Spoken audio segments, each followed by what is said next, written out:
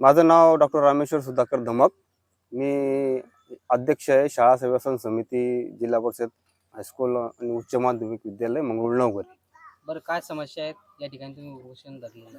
हे उपोषण आम्ही चालू केलेलं आहे. याच्याबद्दल असं आहे की आज आपण एक जवळपास 1.5 वर्षापासून जे शिक्षक आहेत त्यांच्या बदलीसाठी आणि यांच्यावर कारवाई करण्यासाठी उपोषण सुरू केलेलं आहे. त्याच्या मागचं कारण असं आहे की शिक्षक लोक जे आहेत त्यांची शैक्षणिक गुणवत्ता एकदम 0% वर आलेली आहे. त्यांचे जे रिझल्ट आहेत, जसं स्कॉलरशिपचा रिझल्ट असेल तर तो एकदम 0% लागलेला आहे. नंतर जे NMS ची परीक्षा असते त्याच्यामध्ये पण एक विद्यार्थीच पात्र झालेला आहे आमच्या शाळेमधून, बाकीचे विद्यार्थी पात्र झालेले नाहीत.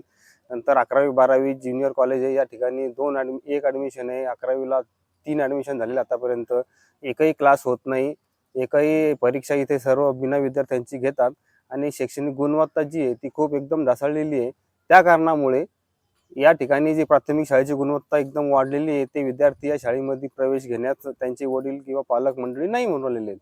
बरं, या शिक्षकांची अगोदर तुम्ही कोणाकडे तक्रार केली का? या शिक्षकांची आम्ही वारंवार मुख्याध्यापक जे गाडेकर सर त्यांच्याकडे आम्ही यांची कंप्लेंट केलेली आहे आणि जे सर्व आम्हाला रिपोर्ट भेटलेले आहे, समजा जी माहिती ते सर्व मुख्याध्यापकांच्याच मार्फत आम्हाला ते या ठिकाणी उपलब्ध आहेत. कारण शाळा समितीच्या वेळेस आम्ही ठराव जे घेतलेले आहेत ते सर्व त्यांच्या समोरच ठेवलेले आणि सचिव असतात. ते तुमच्यासोबत सर्व गावकरी आहेत का की सहमत? 100% गाव आमच्या सोबतच आहे. कारण आम्ही या ठिकाणी काही चुकीचं काम केलेलं नाही. शैक्षणिक प्रगती आमच्या गावामध्ये होण्यासाठी सर्व गावकरी 100% आमच्या मागे आहेत.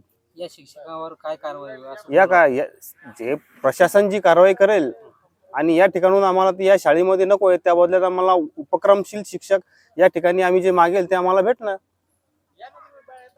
का बसल्या? यांनी आतापर्यंत इथे कसल्याही प्रकारची गुणवत्ता नसल्यामुळे इथे 11वी 12वी साठी कोणी ॲडमिशन घेत नाहीये. 12वी मध्ये फक्त एक विद्यार्थी आहे आणि 11वीचे 4 ॲडमिशन झालेले आहेत. 4 राऊंडमध्ये 4 ॲडमिशन. यांनी इथे बोगस विद्यार्थी बसवलेले आहेत आणि इथे निकाल लावलेले आहेत. कोणकोणत्या परीक्षेमध्ये बसवले बोगस? यांनी 11वीच्या परीक्षेला बोगस विद्यार्थी बसवलेले आहेत. प्रथम सत्राचा बोगस निकाल तयार केलेला आहे. यांनी आतापर्यंत असा 10 ते 15 वर्षाचा निकाल बोगस तयार केलेला आहे. साधारणतः किती विद्यार्थी? 3 ते 4 विद्यार्थी बोगस बसवलेले आहेत यांनी आतापर्यंत असे बरेचसे वेळेस केलेला आहे. तुमच्याकडे काही प्रूफ आहे का वगैरे? त्यांच्याकडे आम्ही CO साहेबाकडे त्यांची तक्रार दिलेली आहे. शाळा समितीच्या मार्फत कारवाई होऊन चौकशी. त्यांच्यावर काय कारवाई होईल असं तुम्हाला वाटतं? आमची इच्छा आहे यांच्यावर कठोर कारवाई करण्यात यावी आणि यांची इथून बदली करण्यात यावी. कारण आमच्याकडे जे 4थ्या वर्गाचे विद्यार्थी आहेत, जे 47 ॲडमिशन 5व्या वर्गात जाण्यासाठी तयार आहेत, आम्ही त्या पालकांना कन्व्हिन्स करून थांबवलेलं आहे.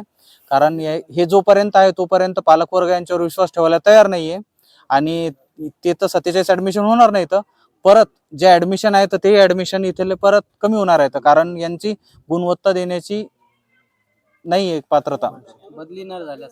बदली न झाल्यास आमचं आंदोलन आणखी तीव्र होण्याची शक्यता आहे. आज अमरण उपोषण आहे. गावकरीच्या वतीने डबल नवीन आंदोलन छेडण्यात येईल.